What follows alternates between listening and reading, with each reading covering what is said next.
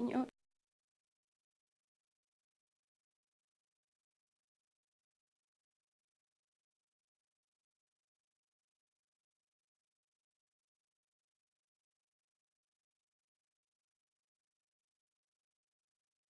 Voluntad. Bendícelo a él juntamente a su familia.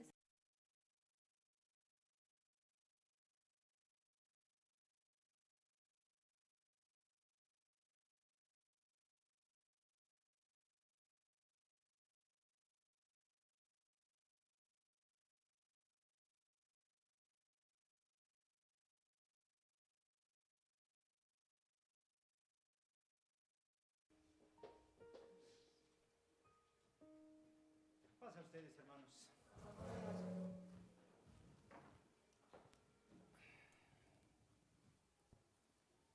Ocupen su lugar, por favor, hermanos, y vamos simple y llanamente a tratar de concentrarnos en lo que realmente es importante, hermanos. No hay otra cosa más importante que en el estudio de la palabra de Dios. ¿Ok, hermanos? Bueno, en esta mañana, ya 1:25 de la tarde, vamos a dar ya por concluido los temas de adoración, temas que nos ocuparon una buena parte de los sábados de este mes de abril, hermanos. Con este tema se culmina, porque en la tarde hay una actividad muy especial que cerraría ya todo esto, es la cerecita del pastel y que le viene a dar la connotación ya de fin del tema. Pero vamos a ver una sorpresa, me parece muy bonita. Y yo digo sorpresa porque siempre que los niños trabajan, eso es algo tierno. Eso es algo muy bello, hermanos, siempre. Los niños provocan la sonrisa de los padres, de los abuelos, de la sociedad en general. Y me parece, sin temor a equivocarme, que los niños también provocan una sonrisa en el rostro divino, hermanos. De manera tal que esta mañana vamos a mirar el tema adoración, una práctica, escuche bien por favor, una práctica que me renueva día a día. No que renueva a la hermana, no que renueva a la familia tal o cual, no. La adoración es una práctica que a mí me renueva día con día. Ahora bien, para que esto sea real, para que esto, mis queridos hermanos, sea verdadero en mí, tengo que revisar una serie de cosas importantes, hermanos. Yo le explicaba a los varones esta mañana, a los obreros, digo principalmente, pero a los varones ahí en general, tratando de ver algo acerca de la hermenéutica que estamos viendo, que la hermenéutica es la ciencia de la interpretación bíblica, es lo que estamos tratando de mirar ahora. Y yo les decía, entre otras cosas, que Dios no está tan contento con un buen intérprete de la palabra de Dios, por muy experto que él sea, en cuyo caso los biblistas le denominan como exégetas, aquel cuya profesión es esa y que está dedicado a escribir y a dar conferencias sobre el tema en particular. Dios, a mi juicio, son palabras mías, no está tan feliz del resultado del trabajo de un exégeta como sí lo estará de la vida de ese exégeta. No sé si me estoy dando a entender, hermanos. Hace poco tiempo salió en las redes sociales una noticia que a mí me impactó muchísimo, hermanos, en relación a un tremendo cantante de música cristiana, compositor, cuyas virtudes, hermanos, a la distancia están lejos de duda, que ha llenado no una, cientos de veces los auditorios en donde él se ha presentado, hermanos, con tremendo éxito. Y lo que salió publicado me impactó a mí porque lo que se dice ahí es de verdad muy delicado, que puede ser motivo incluso de demandas, porque lo que se dice de su vida y su persona es tremendo. Y el que lo escribió le pone nombre y apellido y le dice a él: si no te atreves a denunciar, a publicar todo lo que yo aquí estoy denunciando, te voy yo a denunciar. Wow. Ya no supe porque no me entretuve en darle seguimiento a esto porque tengo otras cosas, perdónenme, más importantes. a qué dedicarme. Pero menciono esta parte porque me pareció muy delicado, hermanos. Muy delicado. ¿Y a qué viene el tema mencionarlo? Porque justo ese es el asunto. Ha habido grandes voces a lo largo de la humanidad que se han dedicado a cantarle a Dios, pero con un pésimo resultado de su vida personal. Yo no lo estoy diciendo de este asunto que menciono, no, porque a mí ni me consta, ni quiero que me conste tampoco. Lo cito como un mero ejemplo. Ha habido también en ese orden de ideas extraordinarios sermones bíblicos, dichos en muchos púlpitos cristianos, hermanos, pero con poco punch, así les decían los obreros. ¿A qué le denominamos en el argot de la homilética poco punch? Aquellos grandes sermones que no están respaldados con una vida espiritual. Esos sermones no tienen punch. ¿Me explico, hermanos? Punch es algo que golpea de frente y que doblega. Esos sermones no tienen el objetivo, no llegan al objetivo, porque son extraordinarias joyas de retórica, sin fallas en estructura, etcétera, etcétera, con una buena hermenéutica en el análisis del pasaje bíblico, pero dichos por alguien cuya moral cristiana deja mucho que desear. Y es ahí entonces en donde ese sermón no sirve de nada. No sirve de nada. Entonces, así es la adoración, hermanos. Imagínense usted grandes y maravillosas voces que vienen a expresar un canto para Dios, pero que moralmente su vida deja mucho que desear.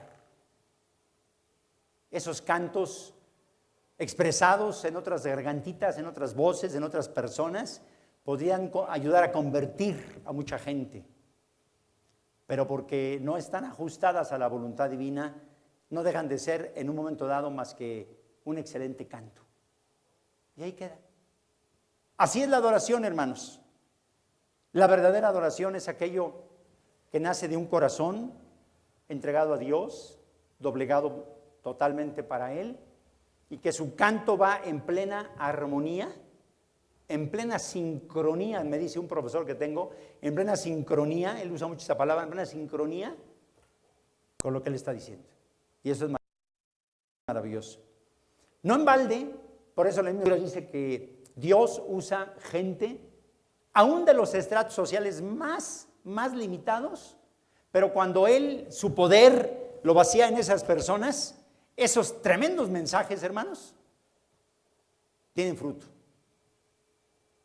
Y nosotros sabemos de sobra, dentro de los 12 que el Señor Jesús eligió, no todos eran, hermanos, gente altísimamente preparada, ¿no? ¿O sí, hermanos? ¿No? Había pescadores, hermanos. Había pescadores. Gente sin preparación, pero que tenían algo vital, la unción de Dios. La unción del Espíritu Santo. Y eso entonces hacía el efecto que Dios buscaba a través de esos maravillosos sermones.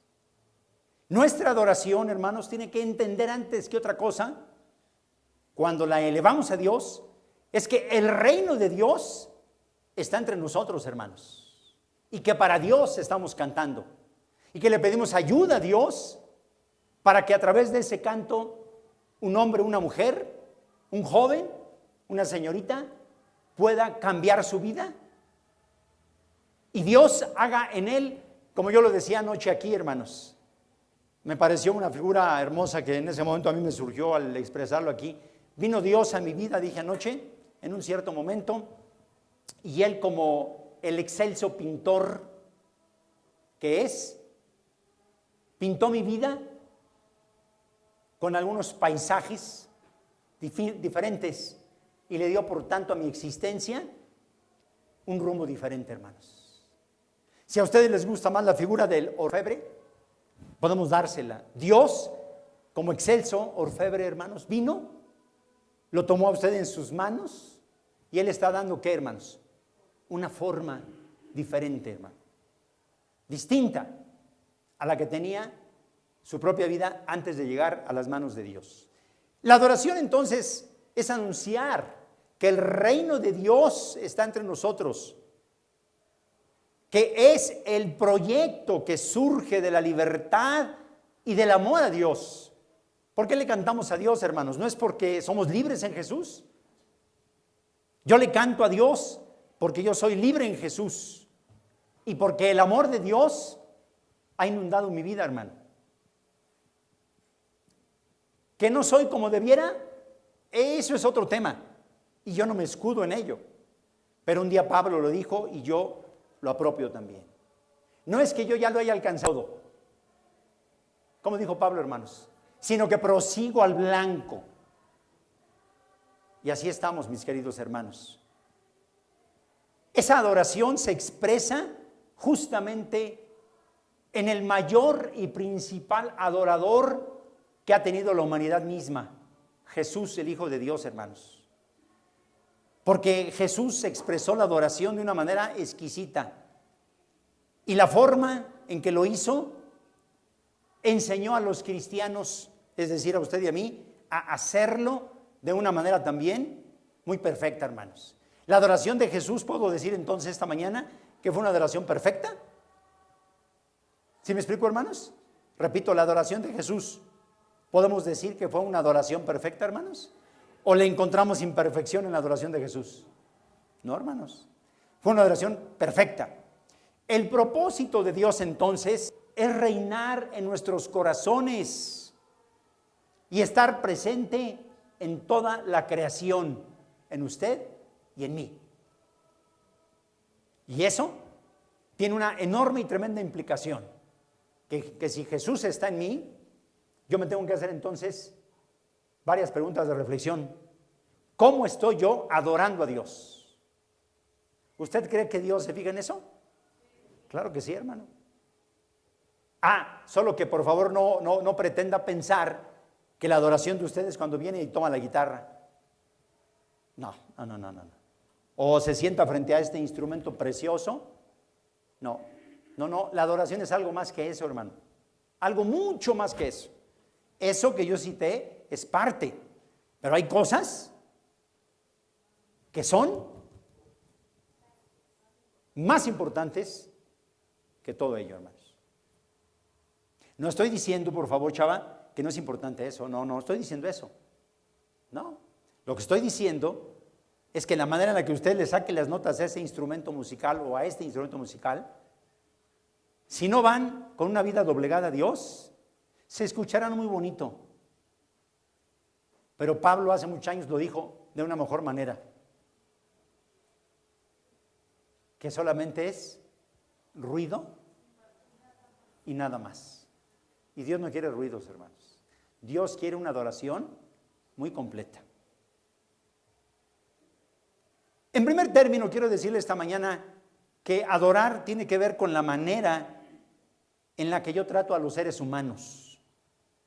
¿Me explico, hermano? La manera en la que yo trato a mis congéneres tiene que ver con mi adoración a Dios.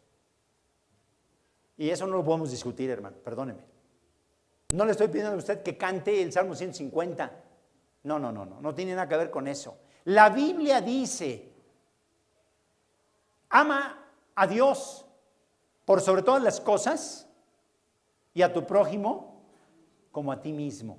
Entonces, en la manera en la que tú amas a tu prójimo, en la manera que lo atiendes, en la manera en que te preocupas por él, en esa forma tú estás clamando que esa es la manera en la que tú amas a Dios. Y cuando entonces tú te paras aquí a cantar, a expresar una nota, esa nota tiene un efecto maravilloso por la simple razón de que tú has cuidado de la creación de Dios. Tú la has cuidado. Es importante entonces el qué dices de tu hermano, el qué piensas de tu hermano, porque lo que piensas y lo que dices tiene que ver con la adoración que tú a Dios le das. A menos, hermano, hermana, que yo esté equivocado en eso. Pero todo lo que usted haga en relación a los hijos de Dios, todo eso tiene que ver con la manera en la que tú, hermano, hermana, adoras a Dios. Imagínese que yo a mis hijos, a mis hijas, las trato a base de golpes, de ofensas.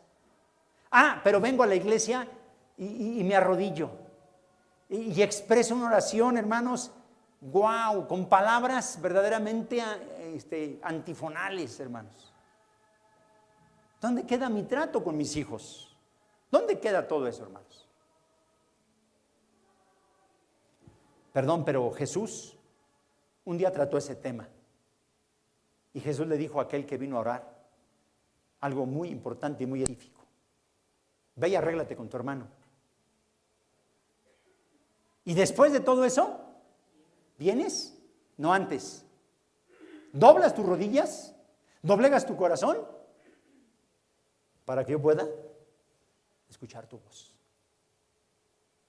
Por eso es que el Salmo 32 dice, este pobre clamó y le escuchó Jehová. Por eso.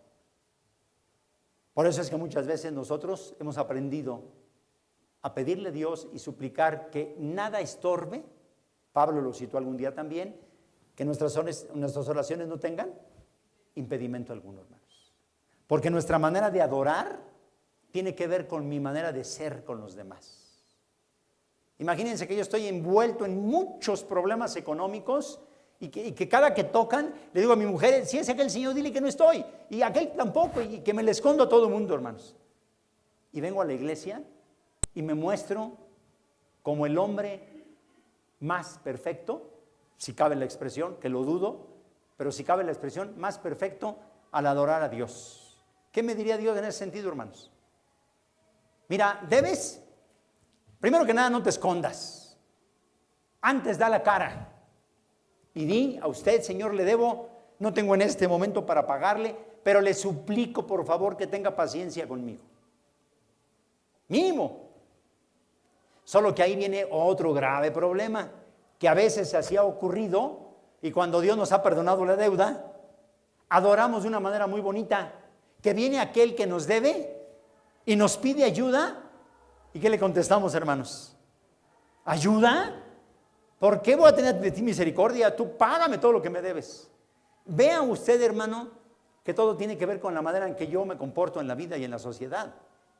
Adorar, entonces, tiene que ver con mi carácter, con mi forma de ser, con mi forma de pensar, con mi forma de actuar, con mi manera entonces de relacionarme. La manera que tiene Dios de tratar a los seres humanos es maravillosa. ¿Cómo trata Dios a los seres humanos en general, hermanos? Lo vimos esta mañana en la escuela sabática. ¿Cómo trata Dios a los seres humanos? Sin distinción, con amor, con la ternura que merecen ser tratados.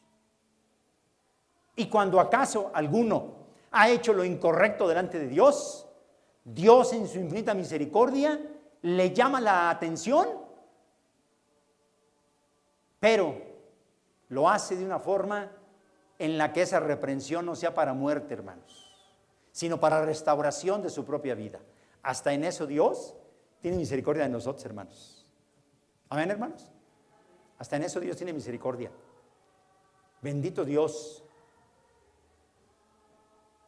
Quiere entonces decir, mis queridos hermanos, que Dios nos trata sin prejuicios de ninguna índole, ni social, ni económica, de ninguna índole, mis hermanos. ¿Sabe cómo nos trata Dios? Déjenme decírselo en nuestros términos. En la manera más digna en la que un ser humano puede ser y debe de ser tratado, hermanos. No hay cosa más hermosa que el ser humano pueda recibir en la vida que un trato digno. ¿Está de acuerdo conmigo usted en eso, hermano, o no? Ahí en el trabajo, ¿a quién le gusta que en el trabajo los jefes se comporten con uno descomedidamente? ¿A quién? Yo creo que a nadie, hermanos. ¿No? Dios nos trata, mis queridos hermanos, de una manera exquisita. Jesús, el Hijo de Dios, se mantuvo en una continua y constante alabanza al Padre.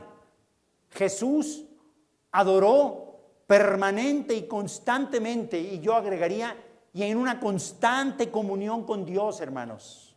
Yo puedo entonces decir, sin temor a equivocarme, que toda la vida de Jesús de Nazaret fue una actitud de constante adoración al Padre, hermanos. Pero además, no tan solo Él lo mostró con sus actos, la adoración a su Padre, sino que Él enseñó a todos una manera de adorar a Dios en espíritu y en verdad. Eso dice Juan 4:24.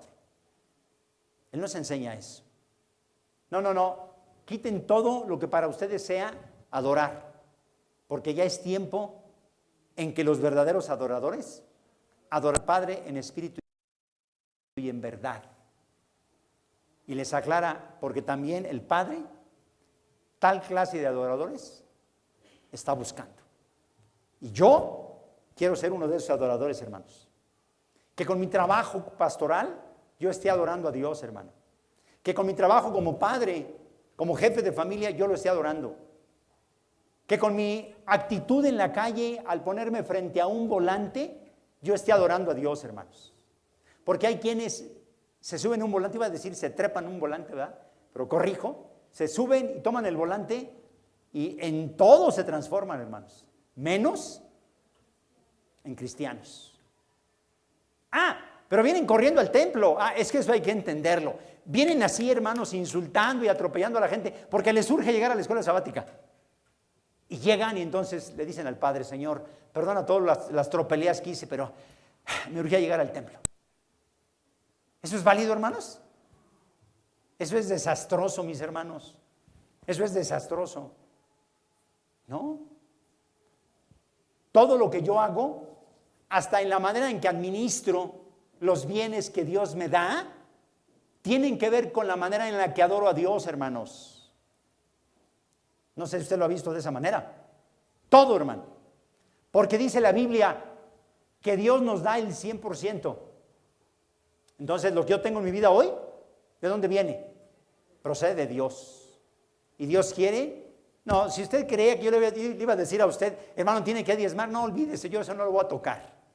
Porque es un asunto de usted. No, lo que yo iba a decirle y lo voy a decir ahora es que ese dinero Dios se lo da a usted para que lo goce con su familia, para que lo disfrute con la familia, para que le dé a la familia lo que la familia necesita, para que se lleve a sus niños a una nieve, para que disfrute con sus hijos una tarde hermosa.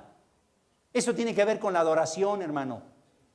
Que Dios vea que usted trabaja muy duro, pero que al mismo tiempo se preocupa muy seriamente por la vida espiritual de sus hijos. ¿Sí me explico, hermanos? Triste aquellos casos en los que una persona está recién cobrando y no le bastan 24 horas, sino a veces mucho menos, y ya todo lo ha perdido, hermanos. Yo tuve un compañero de trabajo en una época en la donde yo tenía que ver con las nóminas. Y era impresionante. Este hombre ganaba mejor que un gerente de la empresa, hermanos. Porque era un empleado supercalificado, hermanos. Hacíamos nómina y decíamos: wow, qué bárbaro, este cuate con lo que gana es para que viva de una manera libre de contratiempos. Pero yo tenía un escrito a un lado en donde la ley me decía que a ese señor había que quitarle un porcentaje para dárselo a la exesposa, ¿producto de qué? Pues un divorcio que tenía. Y él llegaba y se súper enojaba, que por qué ella hacía yo eso. Conmigo no te pelees, yo lo tengo que hacer, porque si yo no lo hago, yo caigo en un delito. Punto. Entonces yo hacía 2 sobres y esperaba que la mujer fuera en los lunes, que es cuando ella iba y cobraba. Bueno, este hombre le estaba yo pagando y ni bien salíamos a la hora de la comida y en la puerta, hermanos, Dios sabe que no miento, 2 o 3 mujeres esperándolo, cobrándole. A él lo dejaban pelón, perdón la expresión, ese mismo día en la tarde. De verdad, hermanos, era increíble. Llegaba y me decía: jefe, hágame un préstamo, ¿no? ¿Sabe cuánto va a prestar? Ve lo que cobraste ahorita. No, pero vea con qué me quedé. Ese no es problema mío. ¿Cuántas familias tienes? Te quedas sin un peso. No, dices que está otra señora esperándome allá, le tengo que dar gasto. Pues, un día le tuve que decir al patrón, oye, mejor córrelo. Te sale más barato que lo corras a que lo sigas manteniendo aquí. Porque ese hombre, en las máquinas que tú lo pones a trabajar, no te va a producir ya. Porque son tantos sus problemas que no está concentrado. Te está provocando tiempo extra. Ve todo lo que le pagamos. Era toda una dinámica, hermanos, impresionante. Lo acabaron corriendo. Yo hablé, hermanos. Lo corrieron. Pues ahí seguía rondando la fábrica, pidiéndole los días de pago, los viernes, a sus excompañeros dinero para llevar a su casa, hermanos, o a sus casas. Yo me pregunto, ¿de esa manera se debe de cuidar lo que Dios nos da, hermanos? Yo creo que no. No. Tenemos que aprender a ser buenos administradores y aprender a vivir en una forma decorosa para que Dios nos bendiga, hermanos. Vea usted rápidamente, por favor, conmigo. Me quedan 45 minutos para estar con usted. Yo le decía, Jesús no tan solo lo practicó, sino lo enseñó. Nos dijo cómo teníamos que vivir, nos dijo cómo hacer las cosas. Yo le he dicho no muchas veces a aquel hombre, a aquella mujer que me llegan a decir, ya no quiero vivir con mi marido, ya no quiero vivir con mi esposa. Yo les he dicho, hagan un último intento en el amor de Dios. La propuesta de Dios es seguir adelante. El matrimonio es importante. Y me he encontrado con respuestas variadísimas, hermanos. Variadísimas. No las comparto, pero finalmente muy respetables para mí. Finalmente. Pero algo que quiero decirlo en esta tarde en relación a este asunto es que por lo menos yo les he llegado a decir, mira, por sobre todas las cosas, tú no te olvides que eres un hijo de Dios. Y en principio tus hijos no tienen por qué sufrir las consecuencias de esta separación. Por cierto, les comento, hace poco me enteré que están a punto de demandarme porque yo no dejé ser pastor a alguien por el detallito que no le da de comer a sus hijos. No tengo menos que reírme de eso, hermanos, por favor. Qué ridiculez. Porque yo no lo dejé ser pastor, porque no mantiene a sus hijos, ahora resulta que me van a demandar. No puede ser, hermanos. ¿Qué tenemos acá, hermanos? Vergüenza es la que no tenemos. ¿Cómo pretender predicar el evangelio cuando a mis hijos los tengo en la última pregunta, hermanos? ¿Sí me explico, hermanos? Es una vergüenza eso. Esa, pregunto, ¿es una buena manera de adorar a Dios, hermanos? Es una vergüenza. Al tal, ni siquiera le ha amanecido, hermanos. Ni siquiera eso. Me acordé de las palabras que decía el hermano Arturo González. No te ha amanecido, muchacho. Y yo decía, ¿por qué me dice así el hermano Arturo? Con los años lo aprendí, hermanos. Con los años entendí la lección. Sabía yo por qué me decía el hermano Arturo que no me había amanecido, hermanos.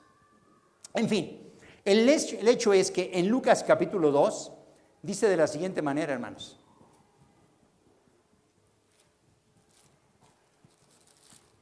Lucas 2.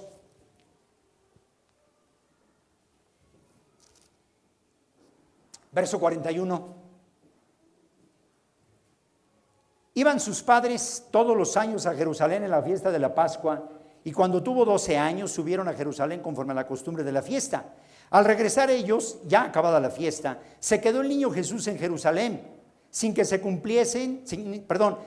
supiesen José y su madre, y pensando que estaba entre la compañía, anduvieron camino de un día y le buscaban entre los parientes y entre los conocidos. Pero como no le hallaron, volvieron a Jerusalén y lo buscaron. Aconteció que 3 días después, ¿en dónde lo encontraron, hermanos? Perdiendo el tiempo, hermanos. Ahí lo encontraron, perdiendo el tiempo. Sentado en medio de los doctores de la ley, oyéndoles y preguntándoles, hermanos. Y todos los que le oían se maravillaban de qué, hermanos. de su inteligencia y de las respuestas que él les daba. Y cuando le vieron, se sorprendieron y le dijo su madre: hijo, ¿por qué nos has hecho esto? Mira a tu padre, él y yo te hemos buscado con angustia. Entonces el hijo, en una actitud por demás soberbia, creo que usted entiende mi sarcasmo, ¿verdad? Soberbiamente Jesús les dijo: ¿por qué me buscas? ¿Qué no sabías que en los negocios de mi padre, qué, hermanos, me es necesario estar? ¿Qué estaba haciendo Jesús?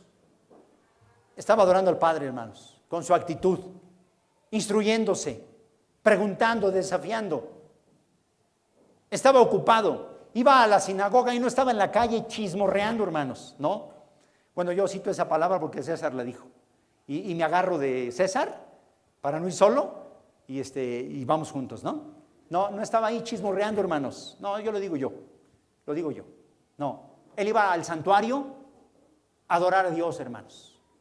Él iba a escuchar la palabra de Dios y él iba a cantar.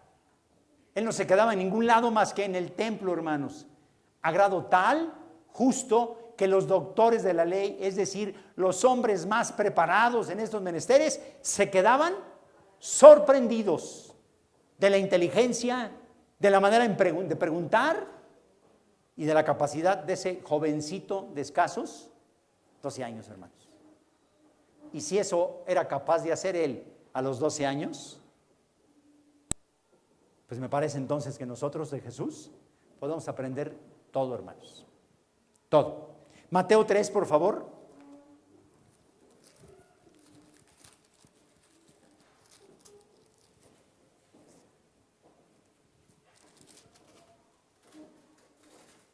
Dice el verso 17: desde entonces comenzó Jesús a predicar y a decir: arrepentíos, porque el reino de los cielos se ha acercado. ¿Qué es lo que Jesús, hermanos, hacía y decía?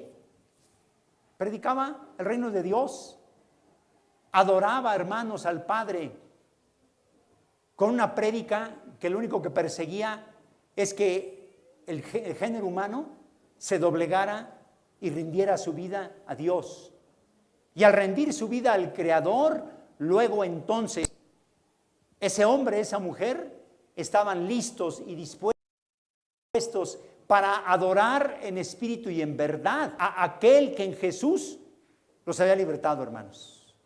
Por eso es que Pablo algún día nos exhorta y nos dice cosas importantes y nos dice que el que robaba ya no robe, que el que ofendía ya no ofenda, que el que llevaba otra clase de vida en conclusión ya no la lleve, sino que ahora lleve una vida acorde a la voluntad de Dios, porque esta es justamente la respuesta que Dios espera de cada uno de nosotros, hermanos. Que estemos ocupados en cosas más importantes, hermanos, en la edificación de nuestra vida. ¿Me explico, hermanos? De nuestra vida, de nuestra existencia. Y que yo revise, y si en ello lo motivo a usted, que lo haga usted, bendito, que usted revise cuál es la clase de adoración que usted le regala a Dios.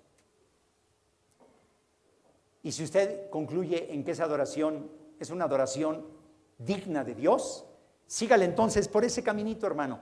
Pero si usted descubre que esa adoración le hace falta algo para hacer una adoración perfecta, luche. No la deje de dar, no, pero luche día con día, hermano, día con día, para adorar a Dios. Es una pena, mis queridos hermanos, es una pena.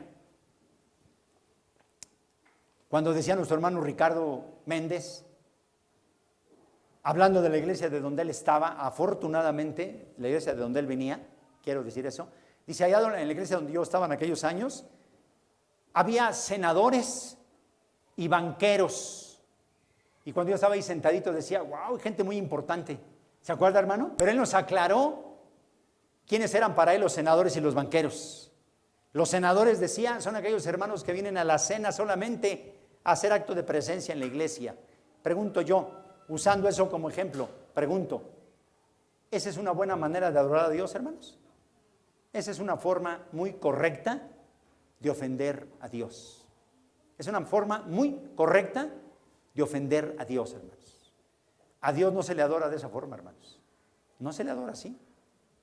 No se le adora así, hermano. O banqueros, decía él. Yo decía, ¿estará ahí entre la congregación el director del Banco de México? Seguro está Carstens por ahí. No, no, no. Hermanos que un día recibieron la gracia de Dios y que no han hecho nada. No han hecho nada. Están siempre esperando a ver qué es lo que Dios a través del pueblo les puede ofrecer. Y yo creo que esto tampoco es muy edificante, hermanos. No es muy edificante eso. Yo creo, sin temor a equivocarme, hermanos, que así como Jesús acostumbraba ir a la sinagoga, que la sinagoga, escúcheme bien, era el lugar de adoración para los judíos, ¿sí o no, hermanos? ¿Cuál era el lugar de adoración para los judíos?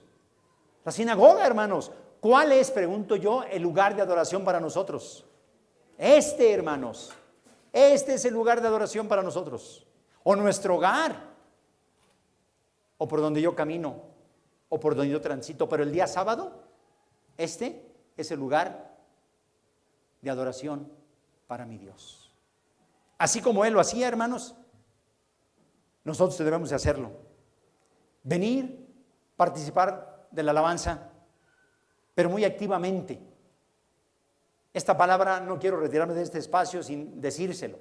Hay que participar muy activamente, hermano. Me parece que esa es una excelente manera de alabar a Dios. Activamente, hermanos. A mí me gustó mucho, y lo quiero decir hoy, lo que César les dijo a los varones en la parte de arriba, hermanos. Y que me disculpe César si yo me atrevo a decirlo. Él les dijo, hermanos, yo puedo hacerme un lado. ¿Qué fue eso? ¿Aquí fue? Ah, ok. Muy bien. Yo me puedo hacer un lado, hermanos. Pero quien esté, si algo necesitan de una dirección de culto, de una reflexión, o de venir y limpiar esto o aquello, conmigo pueden contar. Palabras más, así lo dijo, ¿no, César? Así se los dijo a ellos. Y yo digo, esto es lo que Dios de mí necesita. Y eso yo lo tomo para enseñanza para mí, César, para mí. No lo aviento a la iglesia, no, para mí. Así es como yo debo de hacerlo. Sin cargos, sin títulos, porque todo eso es pasajero. Punto. Pero donde Dios nos necesite, ahí trabajar. Y perdóneme, en 31 años, hermano, yo he trabajado así, hermano. Yo he trabajado así. Aún aquí en mi cabeza están mis palabras.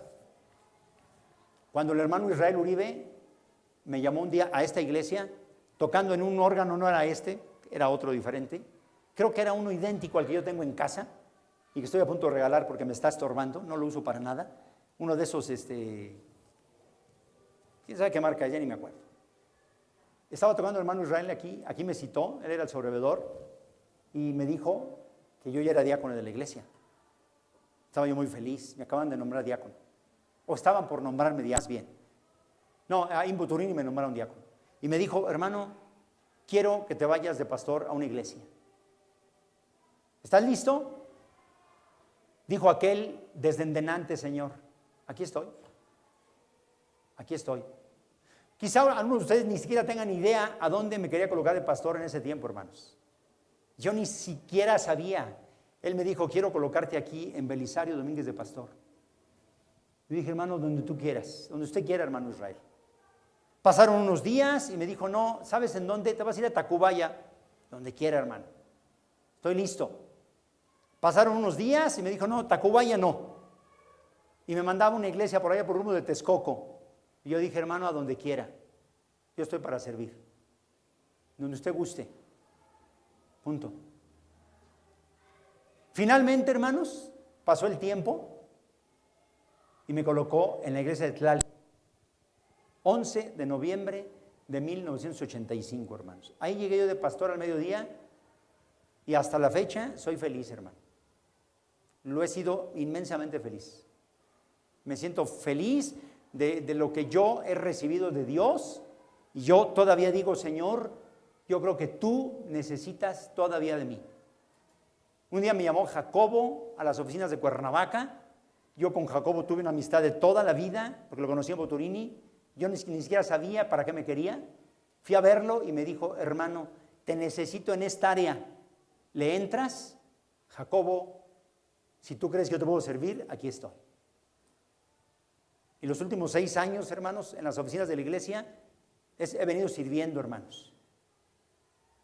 Recién he culminado mi actividad como director del área pastoral por la simple y sencilla razón de que cambió el esquema ya, hermanos. En lugar de haber un director, ahora van a haber 5 directores, hermanos. 5 directores. Porque el trabajo de esa área es tan tremendo que nadie lo puede hacer solo, hermanos. Es más, se los dije, yo creo que ni siquiera 5 lo vamos a poder hacer. Se requiere de más gente. Pero, hermanos, en donde Dios nos ponga a trabajar, ahí estaremos, hermanos. Ahí estaremos. ¿Por qué razón? Porque hemos sido llamados, hermanos, para adorar a Dios de tiempo completo, hermanos. De tiempo completo. Yo no lo niego. Hace mucho se los dije a ustedes, me urgen unas largas vacaciones, hermanos. Me urgen. Dios sabrá cuándo dármelas. Y cuando me las dé, espero disfrutarlas. Para después de eso, tomar lo que Dios para mí tenga dispuesto, hermanos. Pero mientras tanto, sigo adorando a Dios como creo que lo debo de adorar. Recibí recién una carta del Ejecutivo. No están ustedes para saberlo ni yo para contárselos, pero me llena de alegría, hermanos. En la carta donde me dan las gracias por el trabajo pastoral, la última línea, hermanos, para mí lo llena todo.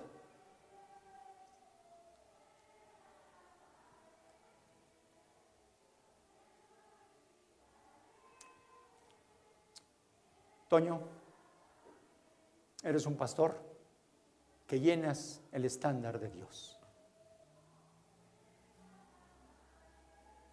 Son los ojos de un compañero, hermanos. Y si él así lo cree, yo bendigo a Dios.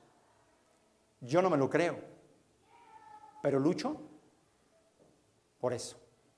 Lucho de verdad con todas mis fuerzas por adorar a Dios, para que Dios de mí tenga contentamiento, hermanos.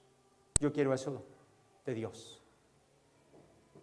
Y si con eso tengo que ganarme la enemistad de algunas personas, lo seguiré haciendo, hermanos. Lo seguiré haciendo. Porque ante todo me debo a Dios. Ante todo. Que Dios les bendiga, hermanos.